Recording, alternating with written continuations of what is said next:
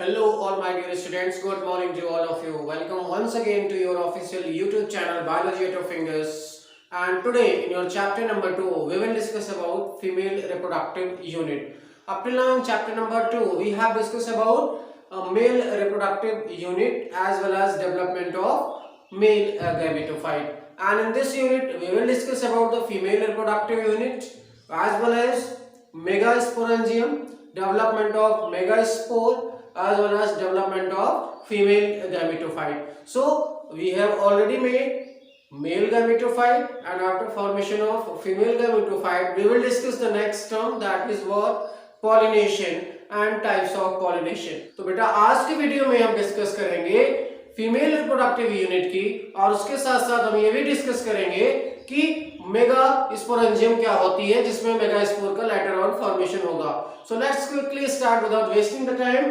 Female reproductive unit, and female reproductive unit in the case of flowering plants we can say that is what pistil, and you can also see it what carpel, or we can also term it what gynoecium. So what pistil or carpel or gynoecium, these may termed as what female reproductive unit. And in gynoecium we consider here gynoecium.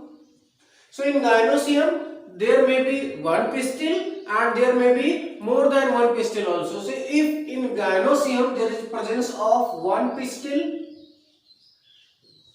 so pistil is also known as carpel. So we can say that one pistil or carpel. Hence, one for mono and carpel means that carpellary. So one pistil, then this is known as what? Mono carpellary condition. And if there is more than what? We can say that many pistil. So many stands for poly. So here there will be polycarpellary condition. So up till now we have discussed, if one pistil is there, then that condition is known as what? Monocarpellary condition. And if there is more than one or many pistils, that condition is known as polycarpellary condition. If in polycarpellary, and we discuss here, there are many pistils. So let's consider an example. मान के चलते एक कोई घर है जिसमें 10 व्यक्ति रहते थे.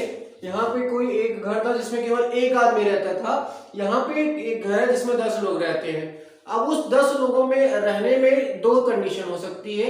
उनमें या तो सभी मिलजुल के रहेंगे, या दूसरा हो सकता है कि उसमें सभी लोग अलग अलग रहते तो घर में हैं लेकिन एक दूसरे से बात नहीं करते, झगड़ा करते रहते हैं. दो वाली कंडीशन हो सकती है. यानी अगर एक साथ मिलके रह रहे हैं तो उस कंडीशन को हम कहेंगे सिनकार्पस कंडीशन, और वो अलग अलग झगड़ा कर रहे हैं तो उसको हम कहेंगे एपोकार्पस कंडीशन. तो जहां जिस घर में ज्यादा लोग होते हैं दो संभावनाएं होती है, या तो वहां पे झगड़ा होगा या तो वो एक साथ रहेंगे. तो अगर झगड़ा हो रहा है तो वो क्या है बेटा? एपोकार्पस कंडीशन है, जहां पे कार्पेल्स क्या है?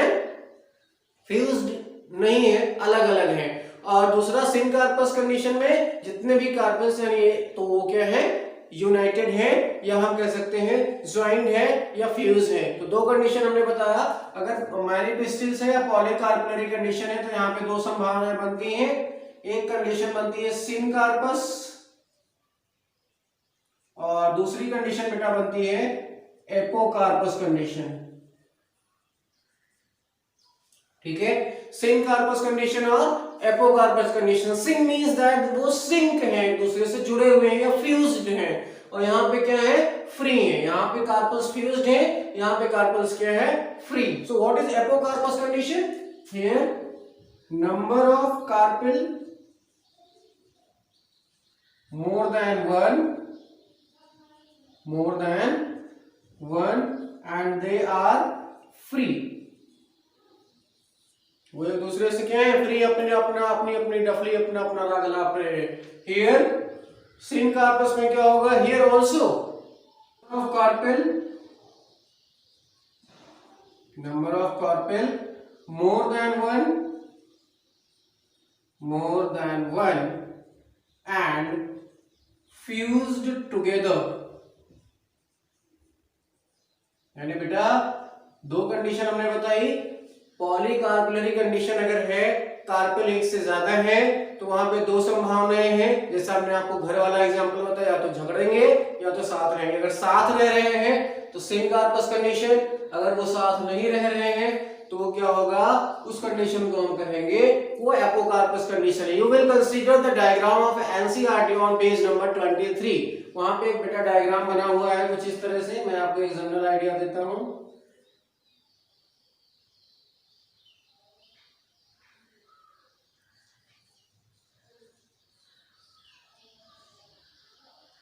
दिस कंडीशन, यहाँ पे जितने भी आपने देखा कार्पस है वो क्या है, एक दूसरे से फ्यूज हैं। एपोकार्पस में क्या होगा, अपना अपना राग लेके चल रहे हैं बेटा, ठीक है, सब यहाँ पे स्वतंत्र हैं, ठीक है। तो ये वाली कंडीशन आपको मिलेगी माइकेलिया में। कहाँ मिलती है, माइकेलिया में मिलती है। This condition is found in the case of Papaver somniferum, जहां से क्या मिलती है, अफीम मिलती है। तो वहां पे बेटा क्या होता है, फ्यूज कंडीशन होती है। माइकेलिया में क्या होता है, वो एक दूसरे से फ्री होते हैं। We can take the example of hibiscus also here, hibiscus, और we can write here China rose, hibiscus CUS।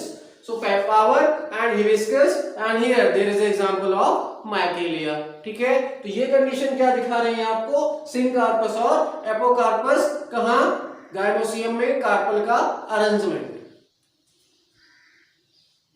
Let's correct the spelling here, micaelia. So this was all about the gynoecium, and in which the arrangement of pistil we have seen और the arrangement of carpel we have seen। अब हम discuss करेंगे कि female reproductive organ जो है आपका, pistil या carpel, उसके पार्ट्स कितने हैं। अभी तक हमने देखा कि गायनोसियम में पिस्टिल या कार्पेल का अरेंजमेंट क्या था, ठीक है। अब हम यहां से देखने वाले हैं कि एक्चुअली उनके पार्ट्स कैसे हैं। अब कंसीडर पिस्टिल। अब पिस्टिल जो कि है बेटा क्या, फीमेल रिप्रोडक्टिव यूनिट, इसके कितने पार्ट्स होते हैं, आप बचपन से पढ़ते आ रहे हो, stigma, style, what stigma, as well as style, as well as ovary।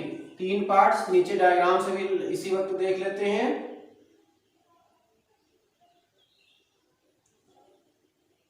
Much like this, and here there is solen part, inside there is a placenta, as well as there is a presence of ovule। So this one is what, stigma.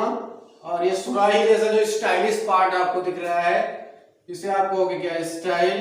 ये क्या है, ovary है, और ovary के अंदर क्या है, ovule है, ओव्यूल के अंदर क्या है, एग है, जो कि हम बाद में देखेंगे। Stigma, style, as well as ovary. Stigma पे बेटा क्या होता है, यहाँ पे पॉलन आके लैंड करता है। स्टाइल क्या होता है, ये इलॉन्गेटेड पाथ होता है जो कि पॉलन ट्यूब के लिए रास्ता प्रोवाइड करता है। ओवरी क्या होता है, ओवरी में ओव्यूल होता है जिसके पास एग होता है, जहां पे हम बाद में देखेंगे कि प्रोसेस ऑफ फर्टिलाइजेशन कैसे होता है। तो दो दो लाइन सबके बारे में लिख लेते हैं। और दिस एक्ट एज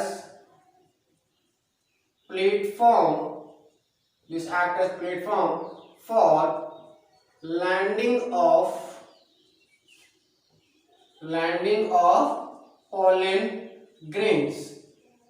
यानी पॉलन ग्रेन जो कि क्या है, मेल गैमेटोफाइट है बेटा, उसके पास क्या हुआ है, उसके अंदर क्या है, मेल गैमीट्स हैं। तो पॉलन ग्रेन्स जहां पे आके लैंड करते हैं वो क्या होता है, stigma. So this is acting as a platform for landing of, we can say that, pollen grains, और we can say that this is the site of, this is the site of attachment of pollen grain. यानी pollen grain यहाँ पे आके क्या होता है, attach होता है। या हम और कह सकते हैं this is site of pollination. What, this is what, site of pollination. क्यों, क्योंकि बेटा पॉलन ग्रेन ट्रांसफर होके कहाँ आके लैंड करते हैं, स्टिग्मा पे करते हैं। अब हम देखेंगे स्टाइल। स्टाइल क्या होता है, इलॉन्गेटेड पार्ट होता है and this is going to help to pass the pollen tube during the process of fertilisation. यानी जब फर्टिलाइजेशन प्रोसेस हो रहा होगा तो पॉलन ट्यूब ग्रो करती हुई इसी स्टाइल से आगे बढ़ेगी कहां, ओव्यूल की तरफ। Right here this is what elongated and filamentous. This is elongated and filamentous through which pollen tube passes. यानी इसी के थ्रू pollen tube क्या हो जाती है, पास हो जाती है।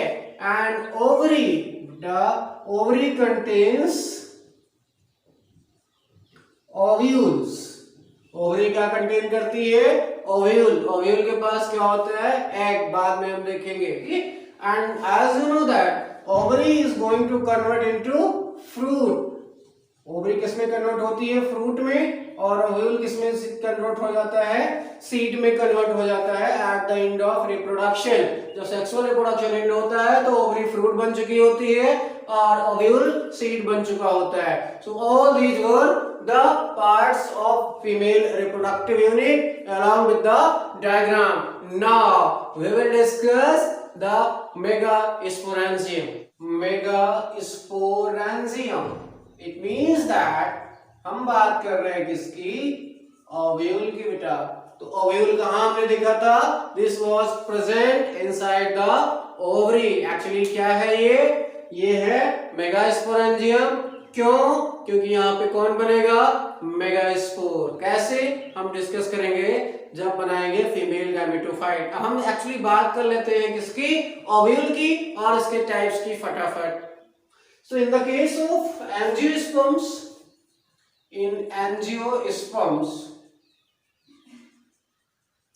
एनाट्रोपस, किस टाइप का बेटा, एनाट्रोपस ओव्यूल आपको मिलने वाला है। Anatropous ovule is present. यानी अगर बात करो आप एंजियोस्पर्म्स की, तो एंजियोस्पर्म में क्या मिलने वाला है आपको, एनाट्रोपस ओव्यूल आप देखने वाले हो। Sorry, here there will be anatropous. Next, ovule present, जैसा हमने आपको बताया, inside ovary। यानी ओव्यूल कहां प्रेजेंट होता है, ओवरी के अंदर प्रेजेंट होता है। and attached to placenta by means of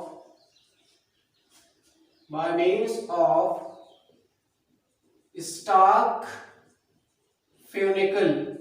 यानी ओव्यूल कहाँ है, ओवरी के अंदर है और प्लासेंटा से कैसे अटैच है, स्टार्क, या हम कह सकते हैं फ्यूनिकल के माध्यम से। वो किससे अटैच होता है, प्लासेंटा से अटैच होता है। अभी हम डायग्राम के माध्यम से देखेंगे। Next, funicle fuses with ovule at the point called hilum. यानी ओव्यूल से फ्यूनिकल फ्यूज होता है जिस पॉइंट पे, उस पॉइंट को हम क्या कहते हैं, वो हाइलम है। तो अभी तक हमने क्या देखा, एंजियोस्पर्म में एनाट्रोपस ओव्यूल बहुत ही कॉमन है, मिलता है। ओव्यूल कहाँ होता है, ओवरी के अंदर होता है, अटैच होता है प्लासेंटा से बाय मींस ऑफ फ्यूनिकल, और फ्यूनिकल जाकर फ्यूज करता है ओव्यूल से, और उस पॉइंट को हम क्या कहते हैं, point of fusion of ovule is known as simply what, hilum. बेटा अब डायग्राम हम देख लेते हैं ओव्यूल का कैसा होता है। सो this is suppose this is the wall of ovary and there is a structure that is known as placenta through which this is attached. Here there is a stalk like structure and this one is again here.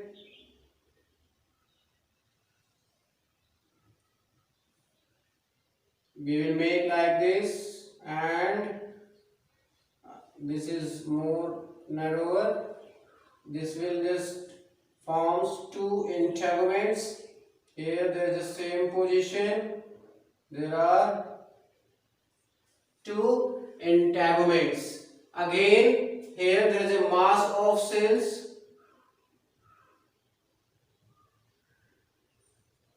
This is simply what? Embryo sac. और embryo sac के बाहर बेटा क्या होती हैं? ये जो आपका मास दिख रहा है सेल्स का, इसे हम कहेंगे nucleus.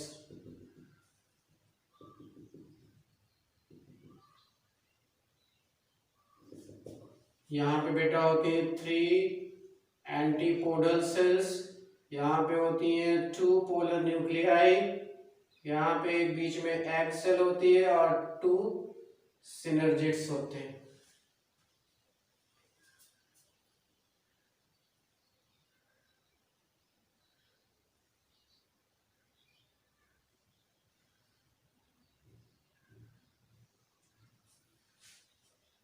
So this is the diagram of ovule. अब हम यहाँ पे देखते हैं कौन क्या है. This one is known as placenta. अब इस सबके हम फंक्शन देखेंगे. This one is placenta. This one is what? Funicle. Here there is a arrangement. This one is known as hilum. This one is known as chalazyme. This one is known as micropyle. Sorry, this one is known as micropyle. These are the outer. This one is inner. और ये outer inner क्या है? Integuments हैं. Okay, ये आपको दिख रहा है. This one is what? Embryo sac. And these are known as what? Nucleus. ये 3 आपको दिख रही हैं एंटीपोडल सेल्स. ये आपको दोनों हैं क्या? इनको हम कहते हैं सिनर्जिड्स. और ये जो बीच में आपको लार्ज सेल दिख रही है, this one is known as egg cell. और ये दोनों दिख रही है बेटा पोलर न्यूक्लियाई. ओके, सो यहां से आपने देखा दिस स्ट्रक्चर सिंपली प्लासेंटा है. ये आपको जो स्टार्ट पोर्शन दिख रहा है ये वाला, इसको हम फ्यूनिकल कहते हैं. यहाँ पे पॉइंट ऑफ अटैचमेंट किसका? फ्यूनिकल का. और जो कि किसका दिख रहा है? ओव्यूल का, उसे हम कह रहे हैं हाइलम. ये अंदर जो सर्कुलर स्ट्रक्चर दिख रहा है वो आपका एम्ब्रियो सैक को रिप्रेजेंट कर रहा है, जिसके अंदर बेटा आपने देखा 3 एंटीपोडल सेल्स थी, 2 सिनर्जिड, 1 एग और 2 पोलर न्यूक्लियाई. ये बाहर जो मास ऑफ सेल्स दिख रहा है, this one is just simply what? Nucleus. So all these parts are related to your ovule और megasporangium. Okay, next now we will discuss the function of each. Placenta क्या करता है बेटा? Ovule, sorry, placenta का क्या काम होता है? Ovule attach to the wall of ovary. यानी प्लासेंटा के थ्रू ओव्यूल अटैच होता है किससे? Ovule attach to the wall of ovary. यहां से देखिए जो ओव्यूल था, दिस प्लासेंटा का क्या काम है? Placenta attach the ovule to the wall of ovary. और जो प्लासेंटा का अरेंजमेंट होता है उसे हम कहते हैं प्लासेंटेशन. हम आपने क्लास 11 में प्लासेंटेशन के बारे में पढ़ा था कि प्लासेंटेशन में क्या होता है? किसका? प्लासेंटा का अरेंजमेंट हमको देखने को मिलता है, जो अलग पैराइटल हो सकता है या और भी अलग तरीके से है, जो आपने क्लास 11 में ऑलरेडी पढ़ रखा है. Okay, now we will discuss a unique point here. Here there is additional membrane. बेटा यहाँ पे एक एडिशनल मेम्ब्रेन होती है. यहाँ पे एक आपको एडिशनल मेम्ब्रेन देखने को मिल जाती है लाइक दिस. इसको हम थोड़ा अलग से बना रहे हैं. ये क्या करती है? ओव्यूल को सीधा रखने में मदद करती है. इसको हम कहते हैं क्या? रैफे. ये क्या है बेटा?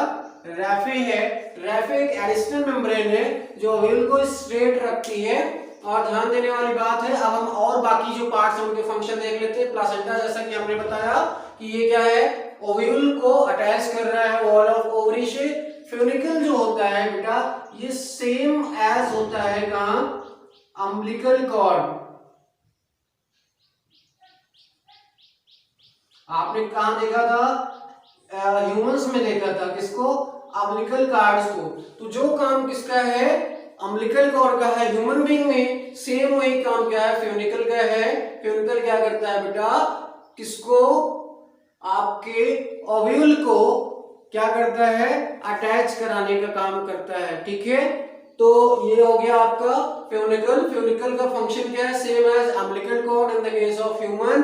This is what chalazal and and this is what micropylar end. तो जो बेटा माइक्रोपाइल होता है, इसी के थ्रू या चैलेंजर एंड से पोलन ट्यूब इंटर करती है। तो या तो वो चैलेंजर एंड से करेगी, अगर चैलेंजर एंड से करेगी then that is known as chalazogamy, and if it enters through the micropyle, this is known as porogamy. So when we will discuss about the pollination and fertilization process, in that we will discuss what chalezogamy and as well as porogamy.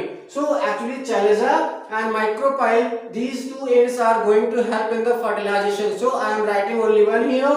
Here micropyle what helps in fertilization and through it, यानी through micropyle होता क्या है? Pollen tube enter कर जाती है। Next these are the integument, यहां से outer और इनर जो आप इंटेगुमेंट देख रहे हैं, these are protective, these are protective and later on they forms what seed coat, यानी जब ओव्यूल सीड में कन्वर्ट हो जाता है तो ये जो आउटर स्ट्रक्चर होता है प्रोटेक्टिव, ये किस में चेंज हो जाता है? सीड कोट में चेंज हो जाता है। जो फंक्शन यहाँ पे होता है वही फंक्शन वहां पे जाके सीड में हो जाता है। So integument, this is what protective, and if two integument are there, so if two integuments, if two integument, this condition is known as 2 means bitegamic, bitegamic condition, जो कि कहां होती है? एंजियोस्पर्म्स में। यानी बायोटेगमिक कंडीशन कहां देखेंगे आप? एंजियोस्पर्म्स में देखेंगे बेटा। If one integument, if one integument is there, अगर वन है तो वन को कहते हैं मोनो, और इंटेगुमेंट की बात हो तो मोनोटेगमिक। ये क्या होता है? मोनोटेगमिक। और मोनोटेगमिक कंडीशन कहां मिलती है? जिम्नोस्पर्म्स में। मोनोटेगमिक condition in the case of gymnosperms where only one integument is present, and bitegmic condition where two integuments are present, found in the case of angiosperms. So this was all about this. Next, these are the antipodal cells. They will help in the process of fertilization. We will discuss later on. Polar nuclei same, ये भी fertilization में हम discuss करेंगे। Egg और synergist के बारे में भी हम फर्टिलाइजेशन जब डिस्कस करेंगे वहां पे डिस्कस करने वाले हैं। यानी इसके अंदर जितने भी स्ट्रक्चर्स हैं, all these structures are going to help in the process of fertilisation. Actually ये जो सिनर्जिस्ट हैं, दीज डिजनरेट, ये पॉलन ट्यूब को गाइड करने के बाद डिजनरेट हो जाते हैं। एग के पास जो न्यूक्लियस होता है वो फर्स्ट मेल गैमेट से फ्यूज करता है, बाकी जो सेकंड मेल गैमेट होता है वो आता है पोलर न्यूक्लियाई से फ्यूज करता है। इसी प्रोसेस को हम कहते हैं double fertilisation. So all these processes will be discussed when we will discuss about the fertilization. So up till now in megasporangium or ovule we have discussed that there are major as many as placenta, as well as funicle, as well as there are chalazella and micropylar end, there is embryo sac, there is nucellus, and this nucellus, hypodermal cell of nucellus will form what? Megaspore, mother cell or MMC, that will later on produce what? Megaspore. यानी nucleus की hypodermal sales आगे चल के क्या बनाएंगी? Megaspore का formation करने वाली है। ठीक है बेटा, तो ये हम सारा प्रोसेस देखेंगे आगे चल के। So I hope that you will able to just understand all these diagrams, and later on now we will discuss the types of ovule and few important point related to ovule again. Okay, now we will discuss some important terms in a note about the ovule. जैसा हमने बताया, it में भी हमने बताया था आपको कि ovules have one integument,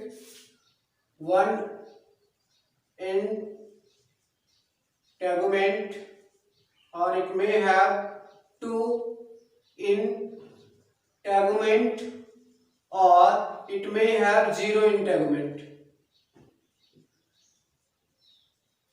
This line is very important for your competitive examination, so that's why I am just discussing here separately. अब actually ये conditions कहाँ होती है? If one integument, इसको हम कहते हैं monotegmic. अगर दो कंडीशन है that is known as bitegmic.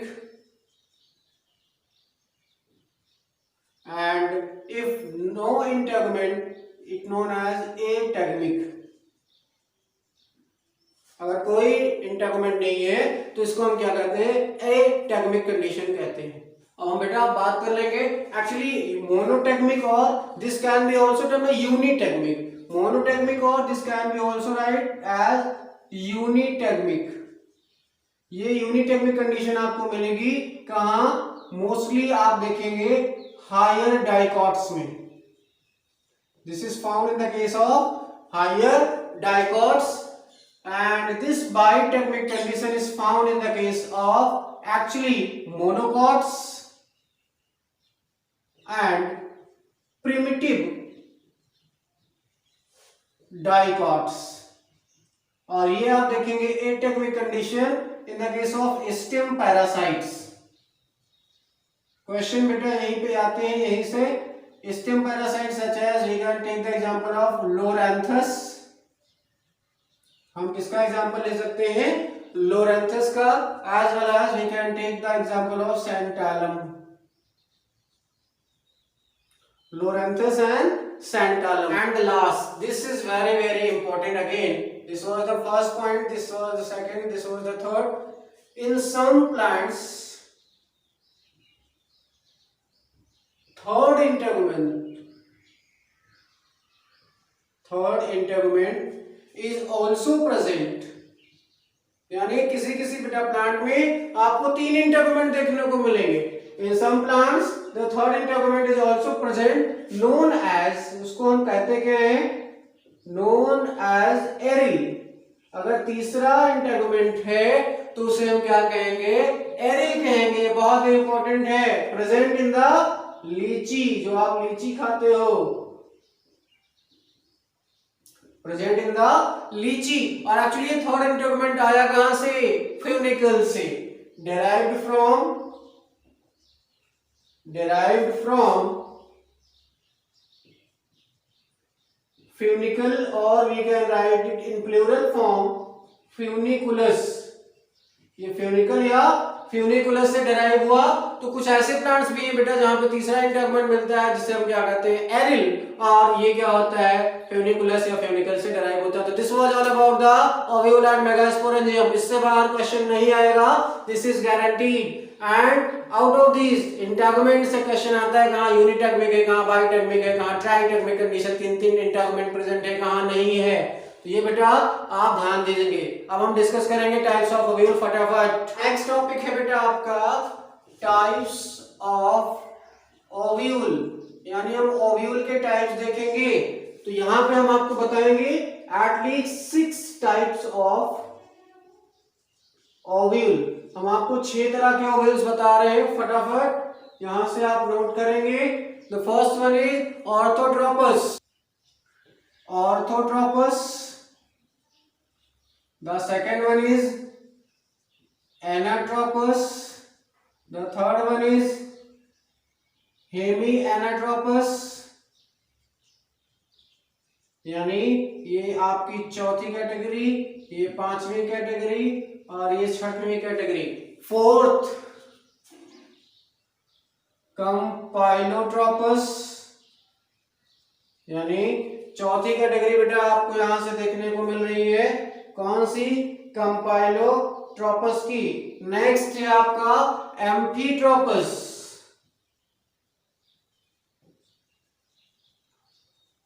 एम्फीट्रोपस condition भी आप यहां से देख सकते हैं. The last one is that is what? Circinotropous condition. तो orthotropous, anatropous, hemi anatropous, campylotropous, amphitropous and what? Circinotropous. ये कितने हुए? 1 2 3 4 5 6.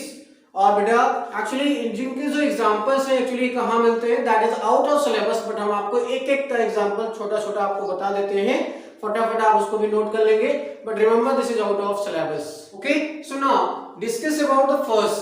Actually this is what simplest, ये बेटा आपका क्या है, सिंपलेस्ट है, एंड मोस्ट प्रिमिटिव, सबसे पुराना, एंड स्ट्रेट. यानी आपको यहां पे 3 पॉइंट रखने हैं. This is simplest, most primitive and straight type of ovule. This is found in we can say that polygonum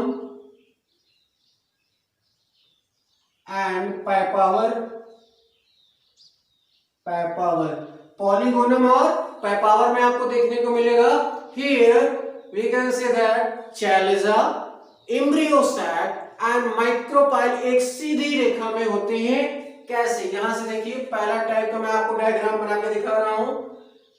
this one is what funicle, और आप यहां से देख सकते हैं इंटेगुमेंट नंबर 1, और ये 2 इंटेगुमेंट्स आपको दिख रहे हैं.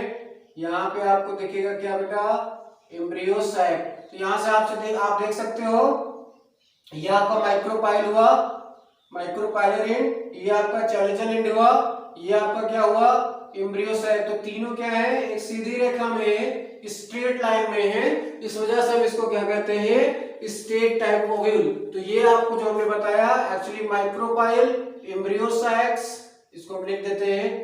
ये आपका क्या है, एम्ब्रियोसैक. ये तीनों के तीनों क्या है, एक सीधी रेखा में है, इस वजह से ये पहला टाइप कौन सा है, ऑर्थोट्रोपस ओव्यूल. यानी ये वाला अब हमने डिस्कस कर लिया है. अब हम डिस्कस करेंगे बेटा दूसरी कैटेगरी की, जो कि है आपका कौन सा, एनाट्रोपस. एनाट्रोपस मोस्टली क्या होता है, सिंपलेस्ट होता है. This is what most common and found in, कहां मिलेगा, एंजियोस्पर्म्स. मोस्ट कॉमन टाइप का होता है, कहां मिलता है, एंजियोस्पर्म्स में, और ये इन्वर्टेड होता है. जैसे देखते हैं यहां से हमने आपको बताया था this type. Okay, and here like this, these were the 2 integuments, here was the embryosac. तो बेटा इस टाइप का ओव्यूल आपको कहां मिल रहा है, ये मिल रहा है कहां, एंजियोस्पर्म्स में, और ये क्या होता है, इन्वर्टेड होता है. ओके, सो हमने आपको अभी तक क्या बताया, anatropous this is most common and found in angiosperm. Nearly 82% आपके जो एंजियोस्पर्म्स होते हैं वहां पे मिलता है. कुछ प्लांट्स के नाम देख लेंगे हम, पी एंड ग्राम. मोस्टली तो मिलता है बेटा कहां, एंजियोस्पर्म्स में, बट अगर आपसे प्लांट का नाम पूछ लिया जाए कौन से प्लांट में मिलता है, तो ये मिलेगा बेटा पी और ग्राम में. और ये होता कैसा है actually, this is what inverted. यानी जो एनाट्रोपस ओव्यूल है वो इन्वर्टेड था, और जो आपका ऑर्थोट्रोपस ओव्यूल है वो कैसा था, स्ट्रेट था. तो orthotropous was straight type of ovule and anatropous is what inverted type of ovule. अब हम डिस्कस करेंगे तीसरा, हेमी ऑर्थोट्रोपस की. Okay, here this is very very important. This here funicle is at right angle. Funicle is the at right angle. यहां पे funicle कहां होता है, राइट एंगल, किसके, to the body of ovule. मिलता है बेटा ये रैननकुलेसी फैमिली में, रैननकुलस या रैननकुलेसी फैमिली के जो भी मेंबर्स हैं उसमें आपको मिलेगा कौन सा, हेमी और एनाट्रोपस. और इसका आप यहां से डायग्राम बनाएंगे तीसरा. यहां से आपको हम डायग्राम के माध्यम से बताने का प्रयास करते हैं. This is what funicle. यहां पे हमने बताया एट राइट एंगल. तो ये लीजिए आपका this one, these were the integument. यहां से भी same condition, these were the integument. और यहां से देखिए आपका एम्ब्रियो सैक तो राइट एंगल पे है, इसको हम कहते हैं ट्रांसवर्स। ये कैसा होता है? ट्रांसवर्स होता है। पहला कैसा था? स्ट्रेट, दूसरा इन्वर्टेड, ये कैसा है? ट्रांसवर्स। This is funicle. और इसके राइट एंगल पे जितने भी स्ट्रक्चर्स आपको दिख रहे हैं ओव्यूल के, चाहे वो इंटेगुमेंट हो या आपका एम्ब्रियो सैक हो, वो आपको देखने को मिलेगा। ये बेटा कैटेगरी नंबर 3 है। अब यहां से हम देखेंगे चौथा, campylotropous. This is also important. Funicle, micropyle and chalaza and what? Chalaza lie near each other। यानी यहाँ पे आपका कौन? फ्यूनिकल, माइक्रोपाइल और चैलेजा एक दूसरे के बहुत ही करीब होते हैं। और ध्यान देने वाली बात क्या है कि जो आपका कंपाइलोट्रापस फ्यूनिकल, यहाँ पे कंपाइलोट्रापस ओवेल में फ्यूनिकल, माइक्रोपाइल, चैलेजा, ये सभी क्या होते हैं? एक दूसरे के बहुत ही क्या होते हैं? नजदीक होते हैं। और ये कैसा होता है? ये कर्व होता है। This is what? Curve. But बेटा जो कर्व होता है वो एनाट्रोपस से कम होता है।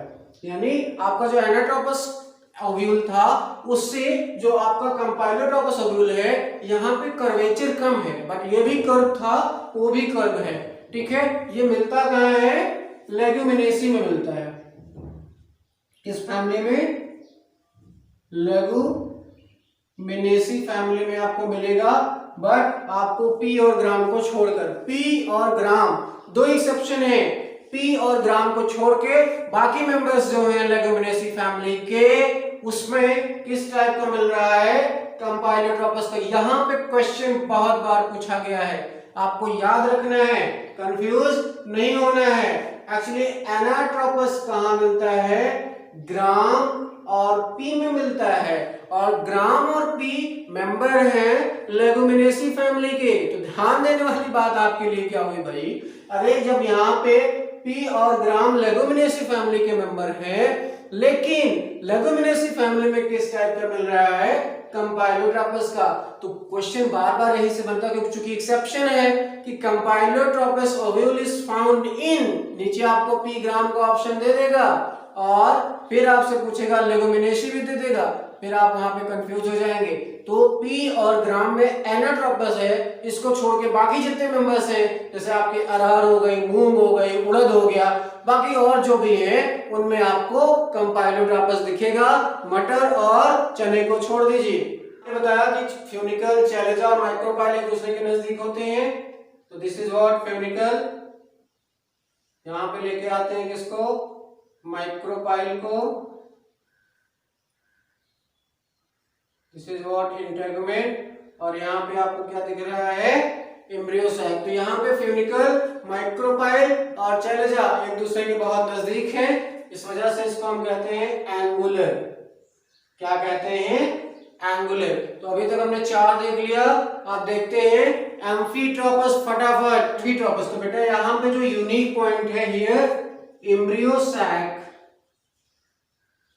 Is horseshoe shaped. यानी अगर हम बात करें कहां पे? एम्फीट्रोपस में, तो जो एम्ब्रियो सैक होता है दैट बिकम्स जस्ट घोड़े की नाल जैसा, यानी horse shoe shape. And this is very important for your competitive examination. पूछा गया है बेटा कि हॉर्स शू शेप एम्ब्रियो कहां मिलता है, या एम्ब्रियो सैक कहां मिलता है? तो horseshoe shape embryo sac मिलता है कहां? कैप्सुला में। और आप ले सकते हैं पाइपावर का भी एग्जांपल। कैप्सुला एंड पाइपावर में आपको क्या मिलेगा? हॉर्स शू शेप्ड कौन? Embryo sac. अब लास्ट हम यहां से देखेंगे 6th, that is what? Circinotropous ovule. Circinotropous ovule, फटाफट। Embryo takes the turn, embryo takes 360 degree turn. यहाँ पे एम्ब्रियो 360 डिग्री घूम जाता है। एग्जाम्पल आपको मिलेगा कहाँ? अपुंसिया। यानी this type of ovule is found in the case of Opuntia, या आप ले सकते हैं कैक्टेसी फैमिली के मेंबर्स में ये आपको ओव्यूल मिलेगा। तो 4 डायग्राम हमने आपको यहाँ से बना के दिखाए थे। वी विल मेक 2 मोर। हम यहाँ से आपको दिखाएंगे एम्फीट्रोपस। एम्फीट्रोपस में क्या कंडीशन है बेटा, एम्ब्रियो साइक क्या हो जाता है, हार्स शू शेप हो जाता है। यहां से देख लेते हैं, here embryo sac become what, horseshoe shape. 6 हमने आपको बताया सर्सिनोट्रोपस। सर्सिनोट्रोपस में क्या होता है, एम्ब्रियो 360 डिग्री टर्न लेता है। कैसे, ये था आपका, तो ये आपका घूमेगा कितना, 360 डिग्री, और इस तरह से इसमें अरेंजमेंट हो जाएगा। Okay, so this type of embryo sac is found in Opuntia. ये कहां मिलता है, अपुंसिया में। यहां पे क्या होता है, 360 डिग्री रोटेशन। ये कैसा था, हॉर्स शू शेप्ड था। यहाँ पे कितना रोटेशन हुआ, 360। तो बेटा ये था क्या, टाइप्स ऑफ ओव्यूल। अब हम नेक्स्ट वीडियो में डिस्कस करेंगे किसके बारे में, मेगा स्पोरोजेनेसिस के बारे में, as well as development of female gametophyte. So in the next video we will discuss development of megaspore as well as female gametophyte. So that was all about for this video. I hope that you will able to understand whatever is given. यहाँ पे हमने आपको कुछ नहीं बताया, female reproductive unit के बारे में बताया। फीमेल रिप्रोडक्टिव यूनिट में आपको बताया गया कि फीमेल रिप्रोडक्टिव यूनिट में गायनोसियम में पिस्टिल के अरेंजमेंट के आधार पे वो मोनोकार्पेलरी और मल्टीकार्पेलरी या पॉलीकार्पेलरी था। अब इसके बाद हमने आपको बताया सिनकार्पस एपोकार्पस कंडीशन। सिनकार्पस में कार्पल्स फ्यूज थे, एपोकार्पस में फ्री थे।